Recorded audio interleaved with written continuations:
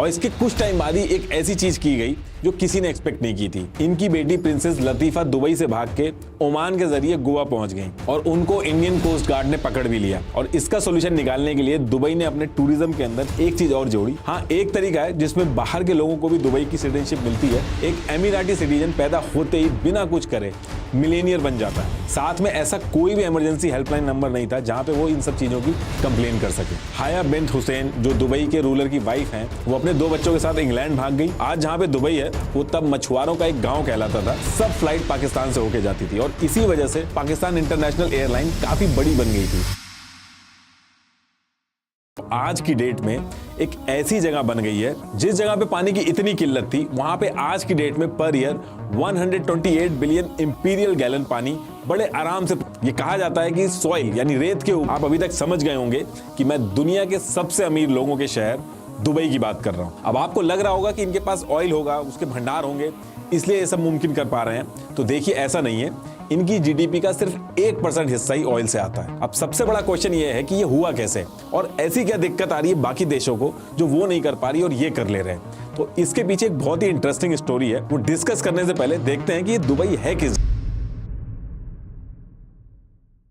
India से waste की तरफ यानी पश्चिम की तरफ आप जाएंगे तो आपको मिलेगा UAE, United Arab Emirates. Actually 7 अलग अलग किंगडम के राजाओं ने मिलकर डिसाइड किया कि ये लोग मिलकर एक कंट्री बनाएंगे जिसका नाम पड़ा यूएई। ये हैं वो 7 किंगडम। और देखिए, इसमें कई बार सिटीज और किंगडम के बीच में कंफ्यूजन हो जाता है क्योंकि किंगडम और सिटीज के जो नाम है वो सेम पड़े हैं। जैसे जो दुबई किंगडम है उसको एमिरेट्स ऑफ दुबई कहते हैं और इस एमिरेट्स ऑफ दुबई के अंदर एक सिटी है, सिटी ऑफ दुबई। सेम ऐसे ही एमिरेट्स ऑफ अबू धाबी में सिटी है अबू धाबी। जैसे हर कंट्री के प्रेसिडेंट और प्राइम मिनिस्टर होते हैं, वैसे ही यूएई के भी होते हैं। लेकिन कौन प्रेसिडेंट या प्राइम मिनिस्टर बनेगा ये डिसाइड एक अलग तरीके से होता है। ये जो 7 किंगडम है, इन्होंने मिलकर डिसाइड कर लिया कि जो भी अबू धाबी का राजा होगा वो हमेशा प्रेसिडेंट होगा और जो दुबई का राजा होगा वो हमेशा प्राइम मिनिस्टर बनेगा। इसलिए यूएई में आप देखोगे कि जो पावर है वो अबू धाबी और दुबई में कंसंट्रेटेड रहती है। और यही कुछ रीजन है जिसकी वजह से यूएई एक ऐसी कंट्री है जहां पे एक ही कंट्री में एक तरफ आप ऐसी पिक्चर देखते हो और दूसरी तरफ सेम कंट्री में आप इस तरीके की पिक्चर देखते हो।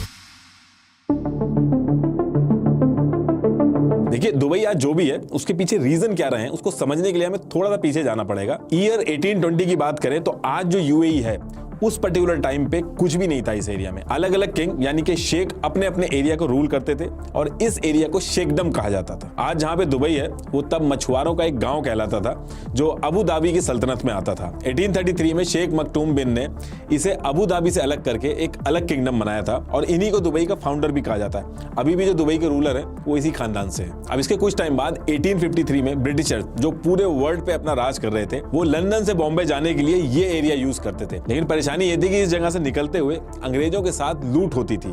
तो इसके लिए ब्रिटिशर्स ने इन शेखडम, ये जो एरिया था दुबई और अबू धाबी वाला, इनसे बात की और एक ट्रूस एग्रीमेंट साइन किया जिसमें इन्होंने इनकी सिक्योरिटी की बात की ताकि आगे चल के इनको दिक्कत ना हो। उसके बाद से इस एरिया का नाम शेखडम से चेंज होके ट्रूशियल स्टेट हो गया और दुबई भी ट्रूस स्टेट में गिना जाने लगा। आगे चल के जब इस एरिया में रशिया और फ्रांस का इन्वॉल्वमेंट होने लगा तो इन ट्रूशियल स्टेट्स को ब्रिटिशर्स की आर्मी ने सिक्योरिटी दी और इन स्टेट्स का पूरा फॉरेन अफेयर ब्रिटिशर्स ही देखने लगे। लेकिन ब्रिटिशर्स ने यहाँ कोई डेवलपमेंट नहीं किया क्योंकि ब्रिटिशर्स के लिए ट्रूशियल स्टेट्स बस एक क्रॉसिंग पॉइंट था और ऊपर से हर तरफ रेगिस्तान था, तो उनको यहाँ ज्यादा फायदा नहीं था। अब देखिए, इस टाइम पे दुबई का जो एरिया था वो फिशिंग से बढ़ के पर्ल बिजनेस के लिए फेमस हुआ। लेकिन दुबई अभी भी एक गांव ही कहलाता था। दुबई की असली किस्मत चेंज हुई 1958 में जब शेख राशिद बिन सईद दुबई के रूलर बने और इन्होंने दुबई को एक गांव से एक चमकता शहर बना दिया। 1959 में ये यूरोप गए और वहां के इंफ्रास्ट्रक्चर से ये बहुत ज्यादा इंप्रेस हुए और उन्होंने वहां से आते ही ये डिसाइड किया कि वो दुबई को एक ट्रेडिंग, ट्रांसपोर्ट और फाइनेंस का हब बनाएंगे जो ऑल ओवर वर्ल्ड में फेमस होगा। दुबई पर्शियन गल्फ में है जो ईरान, इराक, कुवैत, सऊदी और कतर के बीच में है। साथ में ये रूट एशिया, अफ्रीका और यूरोप को भी कनेक्ट करता है। तो दुबई की जो स्ट्रेटेजिक लोकेशन थी वो बहुत ही अच्छी थी और इसी चीज को ध्यान में रख के शेख राशिद ने, जो इनके पास नेचुरल दुबई क्रीक यानी कि खाड़ी थी जिसमें छोटी छोटी नाव तो आती थी लेकिन बड़े शिप्स नहीं आ पाते थे, शेख राशिद ने इसको और गहरा करवाया और चौड़ा करवाया ताकि बड़े शिप्स भी आ सके, सिर्फ छोटी नाव तक ये सीमित ना रहे। इसके लिए इन्होंने जो भी पैसा था सब इसमें ही लगा दिया और लोन भी लिया। ये एक बहुत बड़ा रिस्क था और इसको लेके शेख राशिद को बहुत ज्यादा सुनना भी पड़ा था कि ये क्या कर रहे हैं। किसी को लेके इनकी दूर दूर तक मजाक भी उड़ी क्योंकि इस पूरे प्रोजेक्ट के लिए पैसे बहुत ज्यादा लग रहे थे, जिसकी दिक्कत पड़ रही थी इनको। अब होता यह है कि 1966 में दुबई में ऑयल निकलता है, लेकिन काफी कम निकलता है एज कम्पेयर टू जो इनकी नेबरिंग कंट्री थी उसके कंपैरेटिवली कम निकलता है। लेकिन शेख राशिद का मानना था कि ऑयल मिल तो गया है पर वो ज्यादा दिन नहीं चलेगा, इसलिए उन्होंने इस मिले हुए ऑयल का पैसा भी इंफ्रास्ट्रक्चर डेवलपमेंट में ही लगाया। और उन्होंने उस टाइम पे एक लाइन भी कही थी जो आज तक बहुत फेमस है। उन्होंने कहा कि मेरे दादा ऊंट की सवारी करते थे और मेरे पिता भी ऊंट की सवारी करते। मैं मर्सिडीज चलाता हूं, मेरा बेटा लैंड रोवर चलाएगा, उसका बेटा भी लैंड रोवर चलाएगा, लेकिन हालात ऐसे होंगे कि उसके आने वाला बेटा दोबारा से ऊंट चलाएगा। इसलिए वो दुबई को एक ऐसी सिटी बनाना चाहते थे जिसकी डिपेंडेंसी ऑयल पे ना हो। जब शेख राशिद दुबई में इंफ्रास्ट्रक्चर वगैरह बना रहे थे तो पैरेलली भी उस रीजन में बहुत सारी चीजें हो रही थी। जैसे दुबई को ब्रिटिशर्स से इंडिपेंडेंस मिल गई।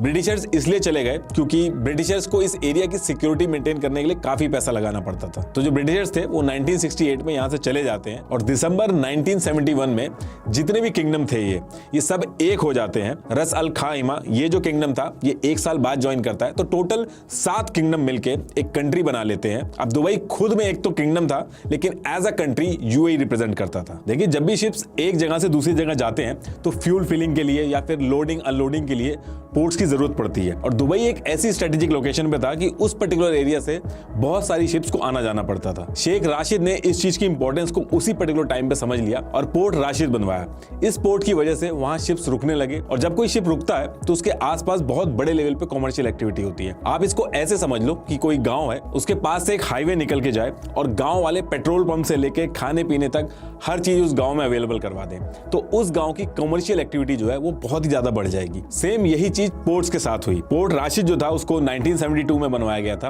और इसकी सक्सेस को देख के 1979 में फिर से एक पोर्ट बनवाया गया, पोर्ट जेबल अली। वैसे तो उस पर्टिकुलर टाइम पे बनवाया गया था लेकिन आज की डेट में भी ये मिडिल ईस्ट का सबसे बड़ा पोर्ट है। अब ये सारी चीजें तो दुबई में बनी रही थी, इसके साथ जब ये सारी चीजें बनने लगी तो अब यहां से एमिरेट ऑफ दुबई चमकने लगा।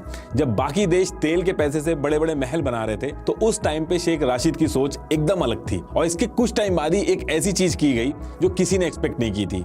ऐसे टाइम पे जब सारे पोर्ट्स रेडी थे दुबई में, शिप्स खूब आ रहे थे, तो पोर्ट पे पैसे और बढ़ाने की बजाय शेख राशिद ने अनाउंसमेंट कर दी कि दुबई का port Jebel Ali commercial free zone है। इसका मतलब यह हुआ कि इस एरिया से जो भी शिप गुजरेगा उसको टैक्स नहीं देना होगा। उस पूरे एरिया को टैक्स फ्री कर दिया गया, जिससे import duty, export duty, manufacturing tax सब माफ कर दिए गए। शेख राशिद का ये एक गेम चेंजर मूव था क्योंकि इतना कुछ करने की वजह से ये जो रूट था ये एक बहुत ही फेवरेट रूट बन गया था हर किसी का और दुबई की जीडीपी का लगभग 24% हिस्सा यही जो इनकी सोच उस पर्टिकुलर टाइम पे थी। आज भी कई ऐसे लीडर्स हैं जो ऐसा सोचने और एग्जीक्यूशन करने में बहुत झिझकेंगे। दुबई को डेवलप करने के लिए बाहर से भी हाईली स्किल्ड लोगों को बुलाया गया क्योंकि उनको पता था कि किसी भी कंट्री की ग्रोथ तभी होती है जब पॉपुलेशन स्किल्ड हो और लोगों में आगे बढ़ने की हंगर हो। टेक्निकल वर्ल्ड में ग्रोथ करने के लिए जरूरी है करंट टेक्नोलॉजी और मार्केट की नॉलेज हो। डिमांड रैपिडली चेंज हो रही है। आज जो टेक्नोलॉजी चल रही है नेक्स्ट ईयर एकदम अलग चल रही होगी और इस चेंज में खुद को आगे रखने के लिए नई टेक्निकल स्किल्स सीखते रहने का हंगर जरूरी है। सिर्फ ड्रीम्स देखने से कुछ नहीं होगा। स्केलर इंडिया का बेस्ट टेक लर्निंग प्लेटफॉर्म है जहां आप एनरोल करके टेक करियर में ग्रो कर सकते हो। जरूरी नहीं है कि आपको हाई सैलरी पाने के लिए वही ट्रेडिशनल कॉर्पोरेट लैडर चढ़नी पड़े। स्केलर पे खुद को आप स्किल करके आप एक्सपोनेंशियली ग्रो कर सकते हो। ऑलरेडी ये 93% से ज्यादा लोगों को multinational companies like Amazon, Apple, Facebook में प्लेस कर चुके हैं। इनकी रिगरस ट्रेनिंग, स्केड्यूल्स और हैंड्स ऑन क्लासेस आपको एक स्किल्ड टेकी बनाएंगी। स्केलर हैज एक्सीलेंट इंस्ट्रक्टर्स जिन्होंने टॉप नोच कंपनीज में काम किया है और on an average scale courses करने के बाद एम्प्लॉयज ने ऑन एन एवरेज 126% की हाइक ली है। तो do check out Scaler, link is in the description. तो टॉपिक पे वापस आते हैं। उस टाइम पे एक चीज और हुई थी। उस पर्टिकुलर टाइम पे पाकिस्तान में कराची एयरपोर्ट एक बहुत ही बड़ा और बिजी एयरपोर्ट हुआ करता था।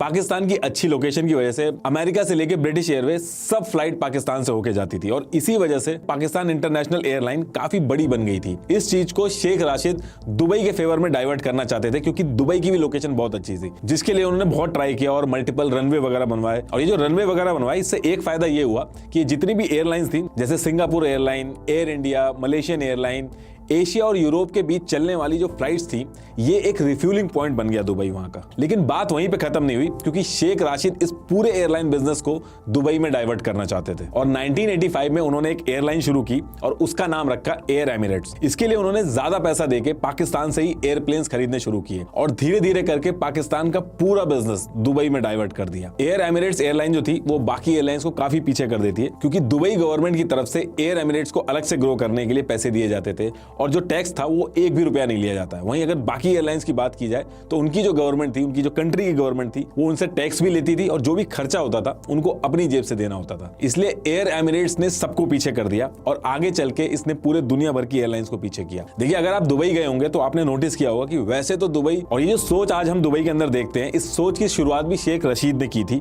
जब दुनिया भर से शिप्स जो थे वो दुबई के अंदर आ रहे थे तो उनको पता था कि बाहर से लोग भी आएंगे और वहां के लोगों का दुबई के अंदर कंफर्टेबल फील होना बहुत ही जरूरी है। इसलिए दुबई के अंदर बाकी नेबरिंग कंट्री के कंपैरिजन में बहुत ही ओपन रूल्स एंड रेगुलेशन रखे गए हैं और वो जो थिंकिंग है वो आज भी उनके बेटे ने आगे बढ़ाई। यहां से शेख राशिद ने सोचा कि ये जो लोग आ रहे हैं इनको और फैसिलिटी दे दी जाए ताकि ये दुबई के अंदर और रुके, और यहीं से दुबई को टूरिस्ट प्लेस बनाने की मुहिम चालू हुई। जो चीज एक पोर्ट बनने से शुरू हुई थी, दुबई में उस टाइम पर बहुत सारे लग्जूरियस होटल बनाए गए और इसके साथ ही दुबई का होटल सेक्टर बहुत ही तेजी से बूम करने लगा। अभी तक तो दुबई उन लोगों से कमा रहा था जो शिप के थ्रू आ रहे थे, लेकिन 1990 में शेख राशिद ने ट्राई किया कि ऑल ओवर वर्ल्ड से लोग टूरिज्म के लिए आए ताकि दुबई और प्रोग्रेस करे। लेकिन होटल वगैरह हर फैसिलिटी होने के बाद भी दुबई में बाहर से लोग आ नहीं रहे थे और इसका सॉल्यूशन निकालने के लिए दुबई ने अपने टूरिज्म के अंदर एक चीज और जोड़ी, वो था ग्लैमर। जो भी चीजें दुनिया के अंदर फेमस थी या फिर पॉपुलर थी उनको और बड़े स्केल पे करके दुबई के अंदर लाया गया। 1999 में दुबई में ये उस वक्त का दुनिया का सबसे टॉलेस्ट होटल था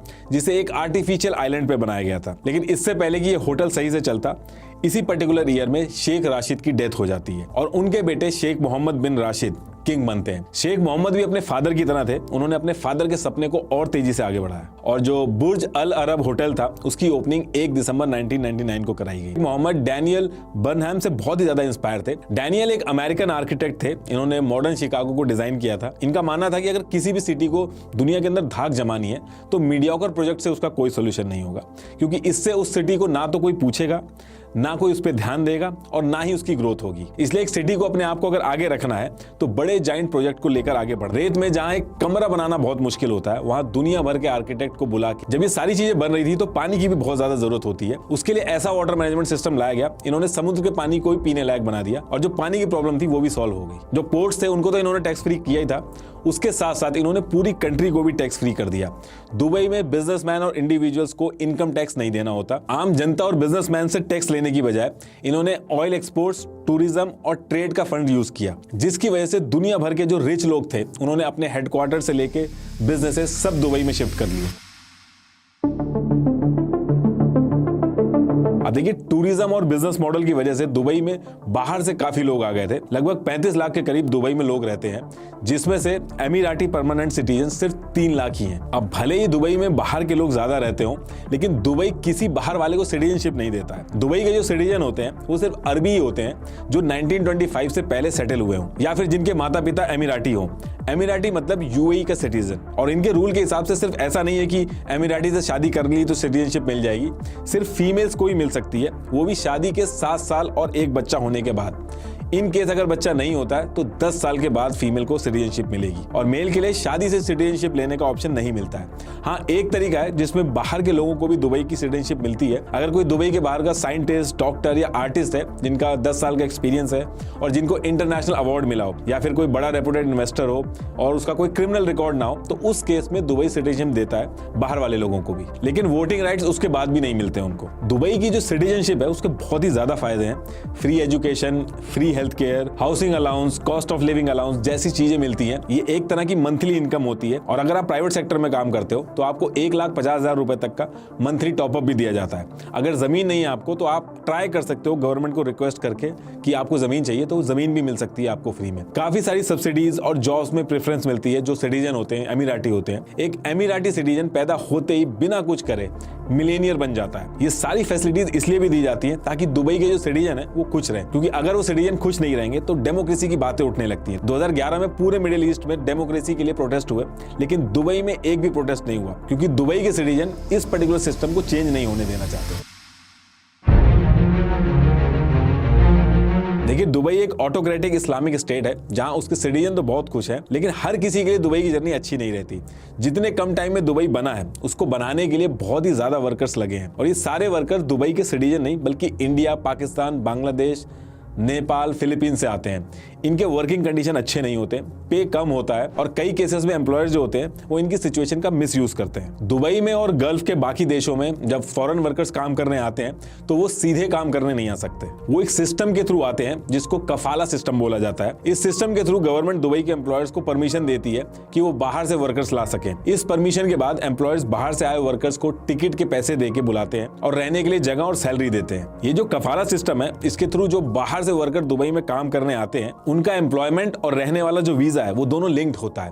तो एक तरह से गवर्नमेंट की बजाय बाहर से जो वर्कर्स आते हैं, उनका जो लीगल स्टेटस होता है वो एक प्राइवेट आदमी के हाथ में होता है, बेसिकली इनके एम्प्लॉयर के हाथ में चला जाता है। और यही एक बहुत बड़ी दिक्कत है इस सिस्टम की, क्योंकि जो एम्प्लॉयर बाहर से वर्कर्स को वीजा स्पॉन्सर करके बुलाता है, अगर उसके वर्कर को काम छोड़ना हो तो उसके लिए एम्प्लॉयर की मंजूरी चाहिए होती है। एक बाहर से आए हुए वर्कर के लिए बिना परमिशन के वर्क प्लेस छोड़ना एक क्राइम है, जिसके लिए उसको सजा भी हो सकती है। वेस्टर्न मीडिया में कफाला सिस्टम को मॉडर्न स्लेवरी बताया जाता है। इस सिस्टम में कुछ एम्प्लॉयर्स वर्कर्स के पासपोर्ट, वीजा और फोन रख लेते हैं। ये जो वर्कर्स हैं ये ओवर क्राउडेड डॉर्म्स में रहते हैं।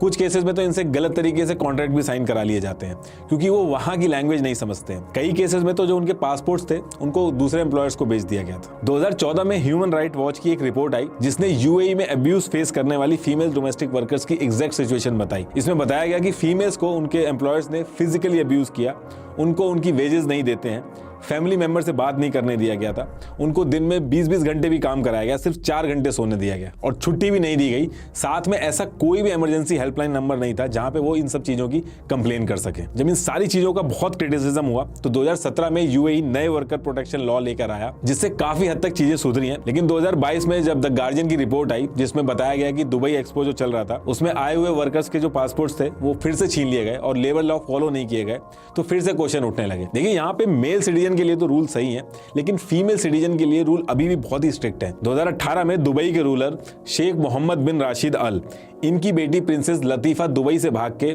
ओमान के जरिए गोवा पहुंच गई और उनको इंडियन कोस्ट गार्ड ने पकड़ भी लिया। तो उन्होंने बताया कि वो अपने फादर से भाग के आई हैं और उनको पॉलिटिकल असाइलम चाहिए, लेकिन इंडियन स्पेशल फोर्सेस ने उनको प्राइवेट जेट से दुबई वापस भेज दिया। बाद में 2021 में उन्होंने फिर से एक सीक्रेटली एक वीडियो बनाया जिसमें उन्होंने ये रिकॉर्ड करके बताया कि उनके पिता ने उनको दुबई में बंधक बना रखा है और उनकी जान को खतरा है। इसी तरह जून 2019 में प्रिंस हाया बिन्त हुसैन, जो दुबई के रूलर की वाइफ हैं, वो अपने 2 बच्चों के साथ इंग्लैंड भाग गई, उन्हें वहां पे शरण दी गई। इसी तरह प्रिंसेस लतीफा की जो सिस्टर थी, प्रिंसेस शमशा, उन्होंने भी जुलाई 2000 में वैकेशन मनाते हुए गायब हो गई और लंदन में रहने लगी। लेकिन फिर कुछ दिन बाद उनको किडनैप करके प्राइवेट जेट से दुबई ले आया गया और 2020 में यूके के कोर्ट ने बताया कि उनकी जो किडनैपिंग हुई थी वो उनके पिता नहीं करवाई थी। देखिए, दुबई दिखने में तो एक मॉडर्न सिटी बन गई है, लेकिन वहां पे अभी भी अथॉरिटेटिव और कंजर्वेटिव राज चल रहा है। दुबई ने कई सारे फ्रंट्स पे प्रोग्रेस करी है और कई सारे ऐसे फ्रंट्स हैं जो अभी भी पीछे हैं। लास्ट में एक बार फिर से आपको बता दूं कि स्केलर का लिंक मैंने नीचे डिस्क्रिप्शन में दे दिया है,